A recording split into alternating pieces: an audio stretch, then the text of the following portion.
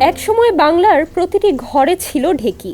বৌঝিরা পা দিয়ে পাড় দিত, উঠতো নামতো ঢেকি, তৈরি হতো চালের গুঁড়ো, মশলার গুঁড়ো। সেই ঐতিহ্য এখন প্রায় বিলুপ্ত।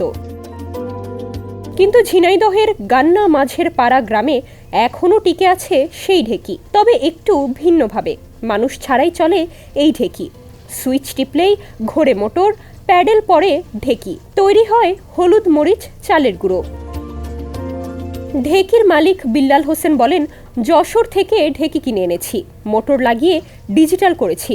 এতে প্রতিদিন 25 থেকে 30 কেজি গুঁড়ো তৈরি হয়। মানুষ ঢেকিতে পাড় দেওয়া খুবই কষ্টকর হতো, এই জন্য ঢেকিটা এত কষ্ট করা মানে ফেলে দিয়ে এখন মানে ঢেকিটা হারিয়ে ফেলেছে।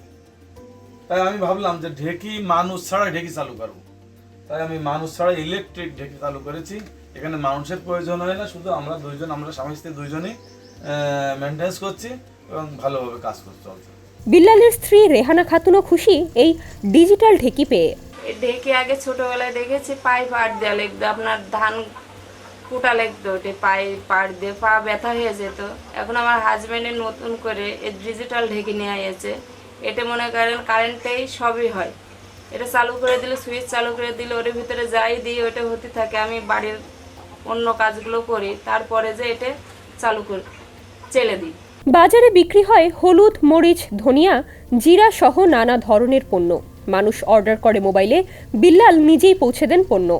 বিল্লালের এই শখের ঢেকি দেখতে প্রতিদিনই ভিড় করছেন বিভিন্ন এলাকার মানুষ। তেমনই একজন জুয়েল রানা, তিনিও ফিরলেন পুরনো স্মৃতিতে। 80-র দশকে প্রত্যেকটি বাঙালি পরিবারে একটি করে ঢেকি ছিল, ঢেকি ঘর ছিল। এটা এখন বিলুপ্তির পথে। এই বিল্লাল ভাইয়ের ঢেকি দেখে খুব আপ্লুত হলাম, কারণ এটা এক ধরনের স্মৃতিচারণ, পাশাপাশি ঐতিহ্যটা ধরে রাখা এবং যে কোনো কিছুর গুণগত মান ধরে রাখাটা সবচেয়ে বড় ব্যাপার। এবং ঢেকি চাটা চাল আর অন্যান্য যা কিছু করছে সেটা অবশ্যই বাজারের যে কোনো পণ্য থেকে অনেক বেশি মানসম্মত। খুব ভালো লেগেছে এই ঢেকি দেখে। ঢেকিটা ইলেকট্রিক ঢেকি, মানুষ ছাড়াই চলতে পারে এই ঢেকি। ম্যাজিক হার্বাল টুথপেস্ট দূর করে দুর্গন্ধ সৃষ্টিকারী দাঁতের সমস্যা।